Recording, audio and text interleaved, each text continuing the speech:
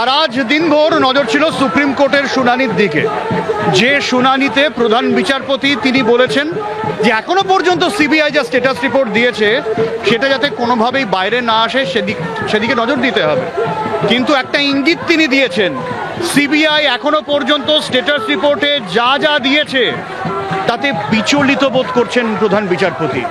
কেন বিচলিত বোধ করছেন তা নিয়ে প্রশ্ন, তা নিয়ে চর্চা। এমনকি সিবিআই স্ট্যাটাস রিপোর্টে দিল যাতে প্রধান বিচারপতি বাকি বিচারপতিদের বিচলিত হতে হলো। তার মানে এর সঙ্গে যেরকম আন্দোলনকারীরা মনে করছেন বড় সড়ো ষড়যন্ত্র এবং বড় কোনো নাম তাই কি রয়েছে, এই নিয়ে চর্চা আরও বেড়েছে, কারণ প্রধানমন্ত্রীর সেই মন্তব্যে, প্রধান বিচারপতির সেই মন্তব্য। আমি রয়েছি গ্রাউন্ড জিরোতে, যেখানে প্রতিবাদ মিছিল এখনো পর্যন্ত চলছে। কিছুক্ষণ আগে পাওয়া খবর আপনারা প্রত্যেকেই জানেন যে পুলিশ কমিশনারকে বদল করে দেওয়া হয়েছে। মনোজ ভার্মা কলকাতা পুলিশ কমিশনার, তাকে দায়িত্ব দেওয়া হয়েছে এবং ছাত্রদের দাবির অনেকটাই মানা হয়েছে। বৈষ্ণব দা, কি মনে হয় যে যদি এই যে পুলিশের রদবদল বা যা কিছু, এটা কি নেহাতি আন্দোলনের চাপে, নাকি সুপ্রিম কোর্টের যে পর্যবেক্ষণে সুপ্রিম কোর্ট বললেন, প্রধান বিচারপতি বললেন যে তিনি বিচলিত বোধ করছেন সিবিআই এর তরফে এমনই স্ট্যাটাস রিপোর্টে দেওয়া আছে, একটা বৃহত্তর ষড়যন্ত্রের দিকে কোথাও একটা ইঙ্গিত যাচ্ছে, কেন বলে আপনার মনে হয়? আমার মনে হয় যে রাজ্য সরকার আন্তরিকভাবে চেষ্টা করেছে যে ওনাদের আন্দোলনকারীদেরকে তাদের কথা শুনে ব্যবস্থা গ্রহণ করা, এবং তার সঙ্গে সাধারণ মানুষের যে লক্ষ লক্ষ মানুষের যে সরকারি হাসপাতালে চিকিৎসা পরিষেবার যে বিষয়টা আছে, নিশ্চিতভাবে তারা সেটা উপলব্ধি করবেন আন্দোলনকারীরা, এবং আমাদের রাজ্যের যে জুনিয়র ডক্টরসরা আছেন তারা সেটা উপলব্ধি করে তারা কাজে যোগ দেবেন। এবং আজকে supreme court CBI status report সম্বন্ধে অনেক মন্তব্য আসছে, কিন্তু আমি যতদূর জানি ওখানে স্ট্যাটাস রিপোর্টটা কিন্তু সিল বন্ধ করা খামের মধ্যে ছিল, সেটা কিন্তু কেউ পড়েও নি, মানে সেটা সাধারণভাবে জানার কথা নয়। এখন কি রিপোর্ট আছে সেই রিপোর্টটা নিশ্চয়ই এক সময় না এক সময় প্রকাশিত হবে, তখন যা আছে। আমরা তো কোনো সময় কোনো জায়গায় বলিনি যে কোনো যারা এই অসামাজিক কাজের সঙ্গে যুক্ত তাদেরকে কোনো রকমভাবে কোনো প্রোটেকশন দেওয়ার কথা। আমরা বলেছি যে অপরাধীরা যারা করেছে তাদের শাস্তি পাক। আমাদের মুখ্যমন্ত্রী, রাজ্যের মুখ্যমন্ত্রী, তিনি এই ফাঁসির দাবিতে মিছিলও করেছেন এবং সিবিআই তদন্ত করছে। সিবিআইয়ের এখন তদন্তের ভার সিবিআইয়ের হাতে। আজকে শিয়ালদা আদালতে সিবিআই যখন দাবি করছেন যে সঞ্জয় রায় একমাত্র অভিযুক্ত, গণধর্ষণের ঘটনা ঘটেনি, তখন বিষয়টা কোন জায়গায় দাঁড়ায়? দুই, বৃহত্তর ষড়যন্ত্রের কথাও ইঙ্গিত করছেন সিবিআই, যেখানে সন্দীপের কথা উঠে আসছে, অভিজিৎ বাবুর কথা উঠে আসছে, টালা থানার ওসির কথা উঠে আসছে, প্রাক্তন অধ্যক্ষের কথা উঠে আসছে।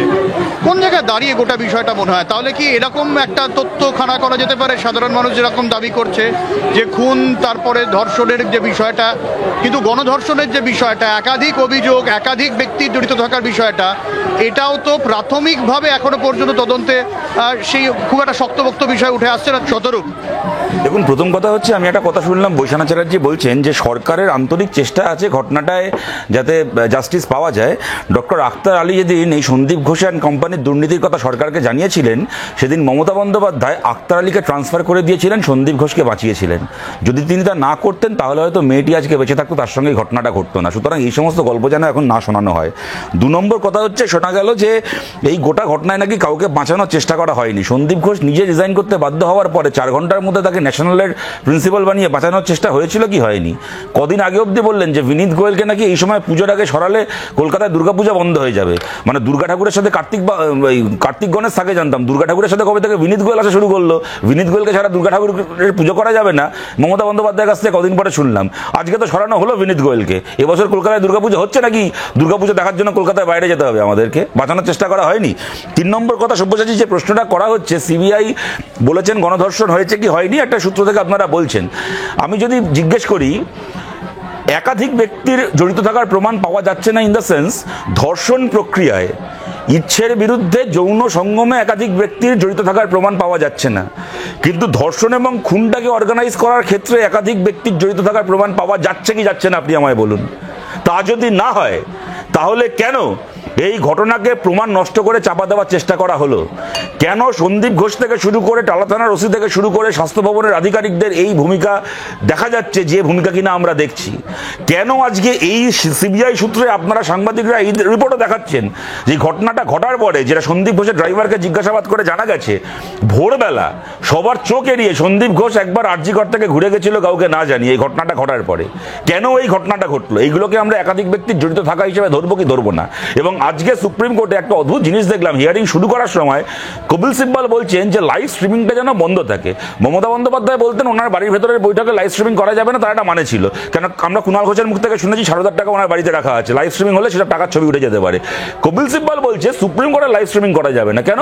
আচ্ছা, অভিজিৎ গাঙ্গুলি যে কদিন যাচ্ছিলেন আমরা দেখতাম এই তৃণমূল কংগ্রেসকে, এই কপিল সিব্বলদেরকে প্রশ্ন করতে কেন অভিজিৎ গাঙ্গুলির এজলাসের লাইভ স্ট্রিমিং হয় না। তখন লাইভ স্ট্রিমিং হচ্ছে না বলে এদের মাথায় মানে কি বলবো আকাশ ভেঙে পড়তো। তখন লাইভ স্ট্রিমিং হচ্ছে না বলে এদের মনে হতো জাস্টিসের সর্বনাশ হয়ে যাচ্ছে। আর এখন লাইভ স্ট্রিমিং হচ্ছে বলে কপিল সিব্বলরা চাইছেন, মানে কপিল সিব্বল তো ব্যক্তি কপিল সিব্বল চাইছে না, পশ্চিমবঙ্গ সরকার চাইছে লাইভ স্ট্রিমিং বন্ধ থাক। কেন? সুপ্রিম কোর্টে কি এমন আলোচনা, কি এমন জিনিস সামনে আসছে যেটা আমরা জানতে পারলে আপনাদের অসুবিধা হচ্ছে? এবং আমার শেষ কথা এই প্রসঙ্গে, কদিন ধরে এরা খুব করে ডাক্তারদেরকে সুপ্রিম কোর্ট বলেছে কাজে ফেরো কাজে ফেরো, ডাক্তারদের এই কোর্টের নির্দেশ বলে ডাক্তারদেরকে 5-5টা হুমকি চিঠি পাঠিয়েছে চিফ সেক্রেটারি হোম সেক্রেটারিদের দপ্তর থেকে, 5-5টা হুমকি চিঠি গেছে। এবার আমি জিজ্ঞেস করছি, আজকে যখন ডাক্তারদের পক্ষ থেকে ইন্দিরা জয়সিং সুপ্রিম কোর্টে দাঁড়িয়ে জিজ্ঞেস করছেন যে মিলর্ড আপনারা বলেছিলেন ডাক্তারদেরকে কাজে ফিরতে, আপনাদের একটা প্রি কন্ডিশন ছিল যে ডাক্তারদের নিরাপত্তাহীনতার বিরুদ্ধে সেটাকে কাটানোর জন্য রাজ্যের সরকার ব্যবস্থা গ্রহণ করবে। আমরা জানতে চাই রাজ্যের সরকার 1, 2, 3, 4 করে বলুক তারা ডাক্তারদের সুরক্ষার জন্য কোন কোন ব্যবস্থা গ্রহণ করেছে। তখন সরকার পক্ষের আইনজীবী তত করে তোতলাচ্ছিল কেন? কেন উত্তর দিতে পারলো না? অর্থাৎ একদিন ধরে যে ডাক্তারদেরকে ব্ল্যাকমেল করলেন, ফালতু কথা বলছিলেন তো, আজকে সুপ্রিম কোর্টে ওদের এই বক্তব্য নোট করা হয়েছে যে রাজ্যের সরকার বৈশ্বনাথ শতরূপ যে প্রশ্নটা করলো যে রাজ্য সরকার নিরাপত্তার কি ব্যবস্থা নিয়েছে, এবং ইন্দিরা জয়সিংও যেটা বলছিলেন যে তারা কাজে ফিরতে ভয় পাচ্ছেন কারণ তারা মনে করছেন ওই চিকিৎসকের এই অবস্থার জন্য যারা দায়ী তারা এখনো হাসপাতালে খোলা ঘুরে বেড়াচ্ছে, একটা ফিয়ার সাইকোসিস কাজ করছে। তাদের নিরাপত্তার কি ভাবনা বৈশ্বনাথ? রাজ্য সরকার ইতিমধ্যেই নিরাপত্তার কথা জানিয়েছেন। তারা যে নিরাপত্তা রক্ষী এনগেজ করবেন এজেন্সির মাধ্যমে, তারা নিরাপত্তার জন্য সেখানে পুলিশ অলরেডি পোস্টেড থাকে প্রত্যেক তারাতে, প্রত্যেক হাসপাতালে। সেক্ষেত্রে সেখানকার রেসপন্সিবিলিটি ফিক্স করে দেওয়া হবে, তারা সেই হাসপাতালের নিরাপত্তা দেখবেন। অনেক রকম কথা উঠে আসছে আলোচনা সাপেক্ষে জুনিয়র ডাক্তারদের আন্দোলনের প্রেক্ষিতে। মুখ্যমন্ত্রী তিনি 3-3বার অ্যাটেম্প করেছেন, তিনি জুনিয়র ডাক্তাররা তার সঙ্গে বসেছেন, আলোচনা করেছেন এবং একটা বিষয় সদর্থক পদে আস্তে আস্তে এগোচ্ছে। কিন্তু 1983 সালে যখন জ্যোতিবাবু চিফ মিনিস্টার ছিলেন, তখন এই ডক্টররা যখন আন্দোলন করেছিলেন জুনিয়র ডক্টররা, তাদের ওপরে কি নির্মমভাবে তখনকার পুলিশ বাহিনী লাঠিচার্জ করেছিল সেই ছবিটা নিশ্চয়ই আপনাদের মনে আছে। প্রত্যেক আলোচনায় এই উদাহরণ দেন, আর আমি প্রত্যেকবারই বলি বৈশ্বনাথ আমি তখন জন্মাইনি। না আপনি না জন্মালে দেখেছি। না আপনি না জন্মালে কি ইতিহাসটা মিথ্যে হয়ে যায়? সেই ছবিটা যে আপনাদের কাগজে বেরিয়েছিল, সেই ছবিটা সমস্ত জায়গায় দেখানো হয়, সেই ছবিটা তো মিথ্যে হয়ে যায় না। এখানেও হতে হবে, এইটা কি যুক্তি? এখানে তো পুলিশ তো কোনো খারাপ ব্যবহার করেনি, সরকার খারাপ ব্যবহার করেনি। মুখ্যমন্ত্রী তাদের সামনে গেছেন, মুখ্যমন্ত্রী তাদের সঙ্গে আলোচনা করেছেন, তাদের বাড়িতে ডেকেছেন, তাদের অফিসে ডেকেছেন। কিন্তু সেই সময় টাকা হতো না, সেই সময় জুনিয়র ডাক্তারদের উপর লাঠিচার্জ করা হতো, তাদের উপর অত্যাচার করা হতো। আজকে ডক্টর অনিতা দেওয়ানের কথা বলতে দেবেন না। আপনি বর্ণালী দত্ত হাসপাতালে কুচবিহারে রেপ করেছিল ডিআইএফ এর ছেলেরা, সে কথা বলতে দেবেন না। উন্নাও বলতে দেবেন না, হাতরাস বলতে দেবেন না, প্রয়াগরাজ বলতে দেবেন না। সোনার মেয়ে কুস্তিগির তাকে তার যিনি মলেস্ট করলেন তিনি প্রধানমন্ত্রীর পাশে বসে থাকেন, সে কথা বলা যাবে না। যেগুলোকে নিয়ে আলোচনা হলো তার বাইরে একটা অত্যন্ত গুরুত্বপূর্ণ ব্যাপার আজকে সুপ্রিম কোর্টে ঘটেছে, আমি খালি আপনাদের মনে করাই। তা হচ্ছে মমতা বন্দ্যোপাধ্যায় সিদ্ধান্ত নিয়ে আমাদের বাংলার রাতগুলোকে ধর্ষকদের নামে লিখে দিয়েছিলেন, বলেছিলেন মেয়েরা রাত্রিবেলা তাদেরকে কোনো কাজ দেওয়া হবে না। আজকে সুপ্রিম কোর্ট সরকারের এই সিদ্ধান্তের গালে ঠাস ঠাস করে দুটো থাপ্পড় মেরে বলেছে রাতটা ধর্ষকদের থাকবে না। মমতা বন্দ্যোপাধ্যায় সিদ্ধান্তকে খারিজ করে বলেছে রাতটা মহিলাদেরকে ফেরাতে হবে, ধর্ষকদের হাতে রাতের নিয়ন্ত্রণ থাকবে না। বামফ্রন্ট সরকারের সময় অনিতা দেওয়ান থেকে শুরু করে কুচবিহারের এই ঘটনা থেকে শুরু করে যে ঘটনার প্রত্যেকে কনভিক্টেড হয়েছে, এখনো জেল খাটছে, সেইগুলোকে কোট করলেন বৈশাখ চট্টোপাধ্যায়। কিন্তু কেন বৈশাখ চট্টোপাধ্যায়রা, মানে ওনার দলের লোকেরা, তাপসী মালিকের বাবার কথা অনুযায়ী, ওনার কথা অনুযায়ী আমি এটা বলছি, এটা আমার কথা নয়, কেন বৈশাখ চ্যাটার্জিরা তাপসী মালিককে ধর্ষণ করে খুন করলো এবং তার দোষটা সিপিএম এর ঘাড়ে চাপালো, তার উত্তরটা দিল না? কেন এখন 82 সাল, 84 সাল, 85 সাল বলছে? তাহলে আমি তো বলতে পারি 1998 সালে তৃণমূলের জন্ম হওয়ার পরে 12 বছরে 72টা ধর্মঘট ডাকা পার্টি ক্ষমতায় এসে বলছে অন্য কাউকে ধর্মঘট করতে দেবো না। সুতরাং এগুলো বললে অনেক কথা চলে আসে।